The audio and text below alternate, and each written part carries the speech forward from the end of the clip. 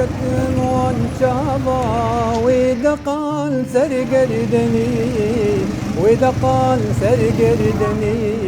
ودقال سرقردني البرد اللي بهاي تنادم مالدني تنادم مالدني تنادم مالدني عدل كتم وانشافا ودقال سرقردني ودقال سرقردني ودقال سرقردني ئەم هاتن عامودێ لێرە لەم شارە چەندین هونەرمەند و ڕۆشنبیر دەژین کەسێک کە ئاوارەی ئەم شارە بووە لە دوای جەنگەوە ئێستا لێرە دەژی و ئەرشیفێکی زۆری هونەری هەیە کە چەندین هەڵبەست و ئاوازی ئەو لەلایەن هونەرمەندانی زۆر بەنێوبانگی کورد و تراوەتەوە دەچینە لای محەممەد عەزیز شاکر.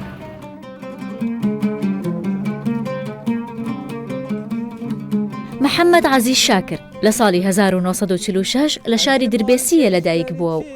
هەر لەو شارە خوێندوویەتی و بووە بە مامۆستا. دواتر لە زانکۆی حەلەب زمانی ئینگلیزیشی خوێندووە. لەوە بەدواوە لە سەرەکانیە نیشتەجێ بووە تا جەنگماڵی لێ تێکجاون و هاتوونەتە شاری عامودێ. شتێکێک لە سیمبولەکانی شاری عامودێ ئەم سینەما کۆنەیە کە یەکەم سینەمای شارەکە بووە بەڵام پێش 6 ساڵ سووتێنراوە یاخود سوتاوە هەندێک کەسانە سووتێنراوە هەندێکی شەڵێن سوتاوە تێیدا نزیکەی 300 مناڵ گیانیان لەدەستدا لێرە کردویانە وەکو شوێنێکی یادگاری هەروەها وێنەی و کەسەشیان داناوە کە توانێتی چەند مناڵێک ڕزگار بکات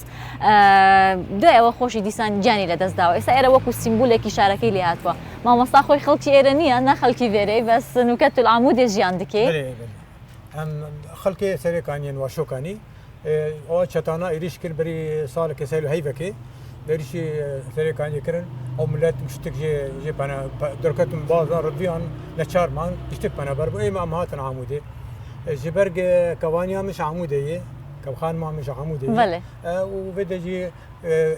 Kurd pirin û em vê derê yanî me rehetiya xwe dîtî lê dîsa dibînî yani nû malê me hewşê me milkê me giştek çû destê wan daişadan em za çibû çinê bêriya mala xwe dikê ew qedama û taba me heftê 5 sal eşxwar malek çêkir bû xend û rind û duray giştek gul û çîçek em derketin cilê xwe em reviyan bazin babata û welatî giştek bilû عامودێ شارێکی کۆنە و کە بەنێو کۆڵانەکاندا تێپەڕدەبیت گوندەکانی باشووری کوردستانت دێتەوە یاد خانووی گەڵ دانیشتن لە بەردەرگا و یاریکردنی منداڵان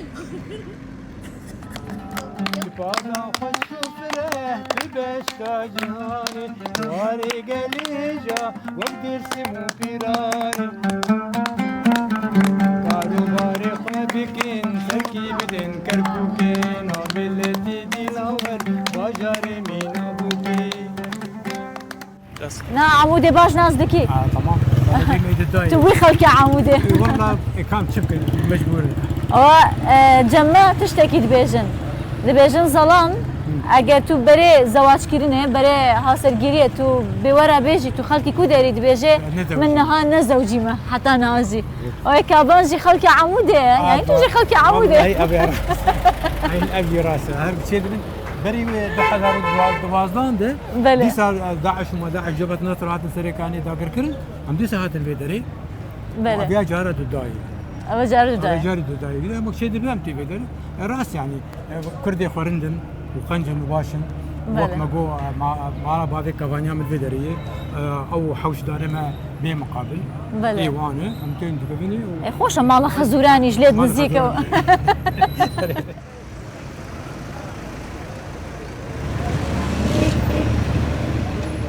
عمودێ زۆر شوێنی کات بەسەربردنی لێ نییە جگە لە بازارێکی کۆن و چایخانە کۆنەکان کە لێرە پێی دەڵێن قەهوە محەممەد دەمانباتێکێک لەو قەهوە کۆنانە و باسی کارەکانی خۆیمان بۆ دەکات مامۆستا تو gelek ئاواز و هەڵبەستدانایە ئەمە ئەوەی gelek مەشهور بی حتا لە باشوورجی gelek خەڵک دەزانن ئەس دیلکەتم وان چاوا ئەو تو ساڵێ چەند چێکریە او ما 2003 ما كان 2003 بله بله شكري استران بيجي قال لك هذا بنابودن يعني استران قوري هي بله زينبي قوري زينبي وانا جي دسبيك ادقيت هاتن تو مركن وانا قال لك ناب نشان قال لك دقنا بس انا ابيها كرني كليب بلكي شي حفتي حبي او افسران تاني ابا واد قلت بله لكش باكور اي بريش باكور کی جوان ستران بیجا هر باش بود بدلت ابو محمود عزیز شاکر اما ما تمار ذكر كاسيت بون بله. كاسيت يدير كي برافنا يكي استرافيا كر كليب بلا بو خلكي كيش يوداري كي حج يكر ولا استرا ما استرا معقول افسران تاني هذا افسران تاني خوشه افسران تاني قنجه نعم ليه كرن كليب بلا بو او كان قد بلاف به يك ما درخص 2015 بله. يك ما تشيكر وك مشترقو بله برتوك جمع بالي منه ابا شستران آواز دانه رکی اوانا يك شويه ابي بله او حتی باشورجی او او کتاب ناف شست سرانه بس او سد وحش سران تيدنا بله. بس اوازي منه فردنا بلي بله او هات باشورجی او کتاب اي والله نزعنا ليه دريل حزار جمار خلص بو بين سالاد حزار جمار خلص بو لكن ديسا دوباره بكن شابه بیسار شب کن بس بین بو باشورجی بلا اوجی استفاده لی بکن لا انا يبي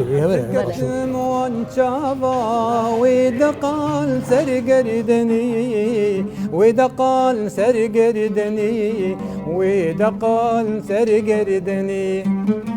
البرد اللي بهاي تنادم مالدني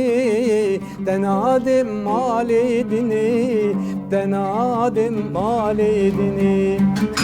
عد الكتم وانشاوا ويدقال سرقردني ويدقال سرقردني ويدقال سرقردني البرد اللي بهاي تنادم مالدني تنادم مالدني تنادم مالدني زیاتر لە 265 گۆرانی هەیە کە لە پێیڤ و ئاوازی ئەم هونەرمەندن و وەک خۆی دەڵێت تاما بێت هەر بەردەوام دەبێت لە نووسین و ژەنین و هێنانە دنیای مێلۆدی از مال کشتر چیکیم جنیر گزو جلالا جنیر گزو مامۆستا دبێژن هەڵبەستن گەرەک عاشق بێ حتا هەڵبەست بنویسێ توژی عاشق بووی والله عن سي اختاق ام جوان بون بري از كباني خوينم بەلێ ام عاشق بون عاشقی کابانی خۆیان بەرێوی عاش بريوي نا امين ئەو خەتەر بوو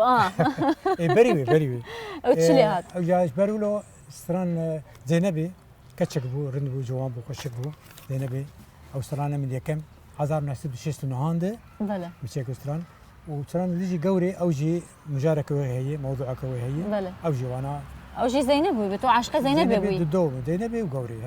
اتشوم لشكريان لشار بس بقريها مزوجين وانا اجا بيا ابا عمود مش عموديه اصلا بيا قاعدين بيقول بيشتي بقول لك يعني يبقى عاد تشيستو نها حفتي كيف زان بجوت بوم كابانيا خواني 1900 حفتي بينج حفتي وبينج او غير ناكا جا عشق وانا كم يا اخوي شوي نابجا بوشي ستران بو من شيناكي لا ما شكرنا شكرنا كي جاش بويا جيهان يارك من هيا بناف جيانا نو چلنگا بشكل الله آلاتي رنگيني قش جفرهنگا قازية سرهلدانا قليتا جنگا برزانية كردستان تو هرهبي كردستان دارو دوي دشتو ميرگو كانية بترولو كانو زفي جبو كردان هيفيه كردستان تو هرهبي كي ما بيني نفيساندنا هالبستا وشكرنا اوازا بله كي جان تو خانم هردو بهف قريداي نزاني بس اگر تو بلنكي ايك جوان على الاغلب موسيقى وعلى الاغلب موسيقى جانا تي بالاما الموسيقى شي دكب بله وتين بشعر للغورويديتين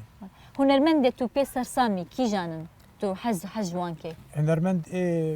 دنگ بيجان بله دنگ بيج كم انو كيفن كم وك ماجو صوران شمال صايب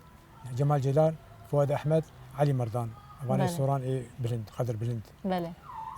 بادينان حسن ايام ما حسن الزراوي بله محمد عرفي الزراوي وقول بهاري ومريم خاني وانا بري مابون ورحمتي تحسين طه يعني ها نبري بري مابو بس بري مابو ام تاثير اوازي وش ديجي وكاوساغا باشور روهلات كاوساغا دنگي ما حذكر دنگي تجي برخوشه جبوتي تو ستران نقول زيادة تو دابراي خو ام دوبون از ما مستبهم از ماموستا بوم ماموستا زمان بو نکار بو در کتما تربس بوم اجهد بتشوم الورات بقريم براي ما خوند حياه 6 سال خوند وخوندن تركر اجا از بحكم وقت ما جو ماموستا بوم وديامو بابي ما بير بون جنب بون ومعاش ما خدي ذكر براي ما درت كدر كوما بوها كوما سركفتن الانتصار العربي سركفتن لبيروت شكر اجا ما اواز شي ذكرن اواز شي ذكر متداوي اواز متخصص كاسيتا جبر ذكر لبيروت وان اوازانا دسترا غورانيانا وتشو بغداد يجي تومار بانديكم دلولي والت زينبي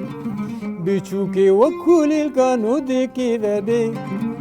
جانا ملدين برابطة النبي أمري مني ما إبرافت أمري تبي وسحسرت دينات شفو رجال هذيات عيلي ديني زينبي ريمبرانت کە هونەرمەندێکی هۆڵندی بوو هەتا مرد بە هەژاری مرد بەڵام لە دوای مردنی تەنیا یەک تابلۆی بە چەندین ملیۆن دۆلار فرۆشرا. جا هونەرمەندانی کوردیش تا ئەمڕۆژ ئەو گلەییان هەیە دەڵێن هونەرمەندانی ئێمە تەنها دوای مردنیان قەدریان دەگیرێت. محەممەد عەزیز شاکر شتێکی جگەرخوێنی بۆ گەڕامەوە کە دەڵێت جگەرخوێن گوتوێتی خۆزگە پارەی ئەو هەموو چەپکە گوڵەی دواتر لەسەر گۆڕەکەم دایدەنێن بیاندایە بە خۆم ئێستا بمتوانایە ژیانم پێ بکردایە. کانی هەڵەبجەی ڕووداو ئامودێ.